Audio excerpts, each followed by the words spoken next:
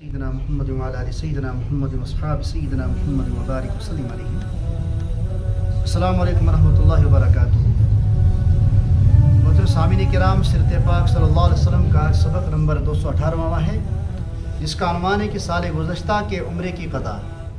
سال گزشتہ مطلب جو ایک سال قبل صلح حدیبیہ کے موقع پر جو شرائطیں طے کی گئی تھیں کہ اگلے سال آپ مکہ آ سکتے عمرہ کے لیے، اس سال نہیں. اب اس حدیبیہ کے بعد ایک سال گزر گیا. اب یہاں پر ہم سبق پہنچے ہیں کہ کس طریقے سے یہ عمرہ کرنے کے لیے اس سال تیار ہو گئے. گزشتہ سبق ہم نے پڑھا تھا، تھوڑا یادہ کر لیتے ہیں کہ مہاجرین حبشہ کی واپسی حدیبیہ کے بعد کس طریقے سے جو حبشہ میں حضرت جعفر طیار رضی اللہ تعالیٰ عنہ اور ابو موسیٰ اشعری رضی اللہ تعالیٰ عنہ بھی آپ کے ہمراہ کس طریقے سے مدینہ پہنچے. پھر حضرت ابو ہریرہ رضی اللہ تعالیٰ عنہ کے ایمان کے متعلق بھی ہم نے پڑھا تھا کہ انہی دنوں آپ رضی اللہ تعالیٰ عنہ نے اسلام قبول کیا تھا، اور اس کے بعد پھر مدینہ کی جانب واپسی. کہاں سے؟ خیبر سے مدینہ کی جانب واپسی. آپ صلی اللہ علیہ وسلم اپنے لشکر کے ہمراہ مدینہ واپس پہنچ گئے. گزشتہ سال حدیبیہ میں یہ معاہدہ ہوا تھا کہ اس سال تو مسلمان واپس چلے جائیں گے، جو حدیبیہ کے موقع پر شرائطیں طے کی گئی تھی، لیکن آئندہ سال عمرہ کی قضا کر سکتے ہیں. بظاہر صحابہ کرام 6 سال کے بعد مکہ جا رہے تھے، محبوب وطن کو دیکھنے جا رہے تھے، لیکن دیکھنا یہ کہ مشرکین مکہ نے انہیں روک دیا کہ اس سال آپ نہیں آ سکتے، اگلے سال آپ آئیے. صحابہ کرام کے دل مجروح ہو رہے تھے کیونکہ 6 سال کی طویل مدت کے بعد وہ مکہ جا رہے تھے، لیکن مشرکین مکہ نے آپ کو واپس کر دیا. بظاہر ایک شکست والا معاہدہ تھا، لیکن اس میں فتح کس کی تھی؟ اسلام کی تھی. مشرکین مکہ یہ تسلیم کر رہے تھے کہ اس سال آپ ہماری ناک رکھ لو، مت آؤ مکہ میں، اگلے سال آپ آ جاؤ مکہ میں، اور جس طریقے سے آپ کو عبادت کرنی ہے. مشرکین مکہ کا ایک وہاں رواج تھا کہ وہ کسی بھی مذہب کو تسلیم نہیں کرتے تھے، نہ عبادت اپنے حرم میں پسند کیا کرتے تھے کہ کوئی دوسرا مذہب اپنے طریقے سے عبادت کرے. اب یہ خود تسلیم کریں اور لکھ کے دے رہے ہیں. اب اس کے بعد خیبر سے واپس آ کر رحمت عالم صلی اللہ علیہ وسلم کا کافی وقت صحابہ کرام کی تعلیم و تربیت میں گزرا، دین سکھانے اور اصلاح میں گزر گیا. ہاں، کچھ سرایہ عرب کے کناروں پر دور دراز سادہ لوگوں کو سمجھانے کے لیے صحابہ کرام کو روانہ کیا کہ کچھ چالاک یہودی اور مشرکین وہاں کے جو سادہ لوگ تھے انہیں بہکانے میں مصروف تھے، آ کر اسلامی قافلوں پر حملہ بھی کرتے تھے وہ، اور انہیں صحابہ کرام کو ان کو سمجھانے کے لیے بھیجا. اور کچھ حضرات کی تحقیق کے مطابق ذات الرقاع نامی غزوہ جو بنو غطفان کے ساتھ ہوا تھا، جو ہم نے پیچھے پڑھ لیا، انہی دنوں وہ غزوہ بھی ہوا تھا، لیکن اس میں ٹکراؤ کی کوئی نوبت پیش نہیں آ گئی تھی. جس مقام پر یہ بنو غطفان تھے وہاں پر صحابہ کرام آئے، رکے، اور رکنے کے بعد کچھ دن پر وہیں قیام فرمایا. اور جو بنو غطفان کے لوگ تھے انہوں نے دیکھا کہ صحابہ کرام کے اخلاق، تواتر وغیرہ، ان کی تعلیم و تربیت، اور اس چیز کو دیکھ کر وہ کافی متاثر ہوئے.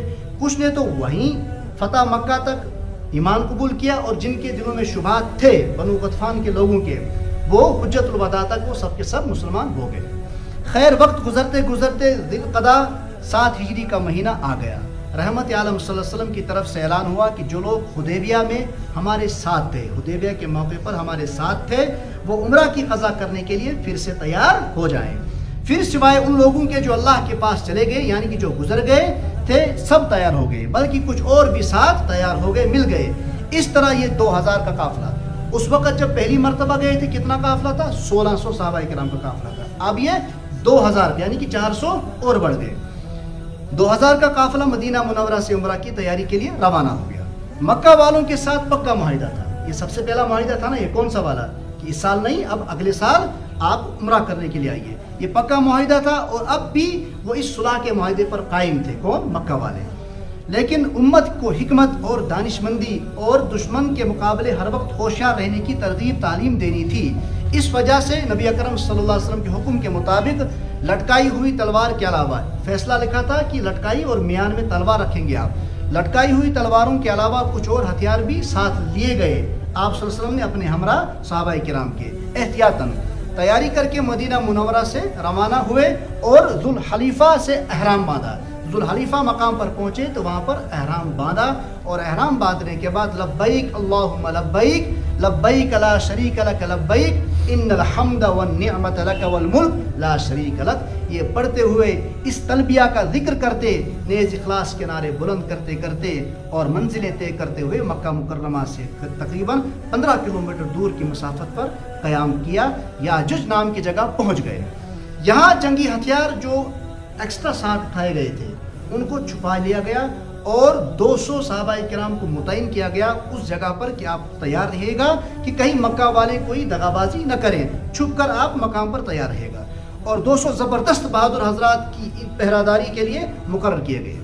حضرت اوس ابن خوری رضی اللہ تعالیٰ عنہ ان کے امیر مقرر ہوئے کہ آپ مکی حالات پر نظر رکھیں۔ ان 200 صحابہ میں سے آپ امیر متعین ہوئے تاکہ آپ حالات پر نظر رکھیے گا۔ بس یہاں سے آگے یہ قافلہ ایسا نکلا کہ صحابہ کرام نے معاہدہ کے مطابق میان میں رکھی ہوئی تلوار گلے کے ساتھ حمائل کر لی، گلے کے ساتھ لٹکا دی۔ جنگی ہتھیار یہاں پر رکھتے ہیں جب جنگ کے لیے آمادہ کیا جائے، لیکن جب جنگ نہ کرنی ہو، خالی تحفظ کے لیے رکھنا ہو تو گلے پر لٹکا دیتے ہیں تلوار۔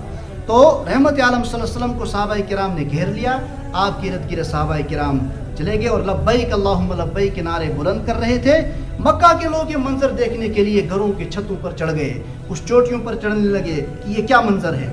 سے نکل کر کعبہ شریف کے شمال میں جبل قیقان نام کی ایک چھوٹی سی چوٹی پر چڑھ گئے۔ کون؟ مکہ کے لوگ۔ یہ کون آ رہے ہیں، کیا ہو رہا ہے، کیا نعرے دے رہے ہیں، کس چیز کی آوازیں بلند کر رہے ہیں، اور دیکھنے کے لیے ایک دوسرے کے اوپر گرتے جا رہے ہیں۔ یہ آپس میں تبصرے کر رہے تھے کہ مدینہ میں بخار بہت ہے، کیونکہ حسد اور جلن کی وجہ سے اب یہ ایت لگیم کٹ کرم کی مدینہ میں بخار بہت زیادہ، کہیں ان کی وجہ سے یہاں بھی یہ بیماری نہ پھیل جائے، اور یہ کس طریقے سے جنون میں شمار ہو رہے ہیں۔ تو یہ بخار کے مارے ہوئے لوگ ہیں۔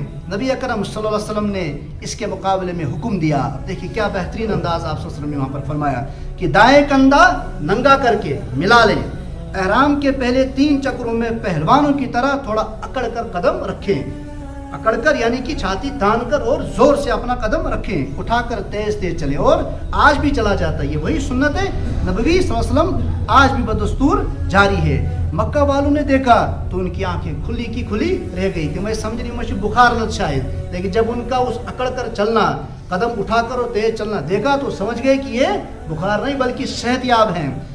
اللہ تبارک و تعالیٰ کو یہ مجبوری کی، مگر اخلاص والی اکڑ بھی اتنی پسند آئی۔ اکڑ تھی وہ، لیکن اس اکڑ میں کیا تھا؟ اخلاص تھا، اور اللہ کو اتنی پسند آ گئی کہ اب قیامت تک یہاں طواف کرنے والوں کو یہی حکم دیا گیا ہے کہ سبحان اللہ، اخلاص کی بھی کیا قیمت ہے کہ اخلاص والی اکڑ بھی اللہ کو پسندیدہ بنا۔ اللہ تبارک و تعالیٰ ہمیں عمل کرنے کی توفیق عطا فرمائے۔ انشاءاللہ اس کے آگے ہم کل پڑھیں گے۔ وصلی اللہ تعالیٰ علی خیر خلقہ محمد۔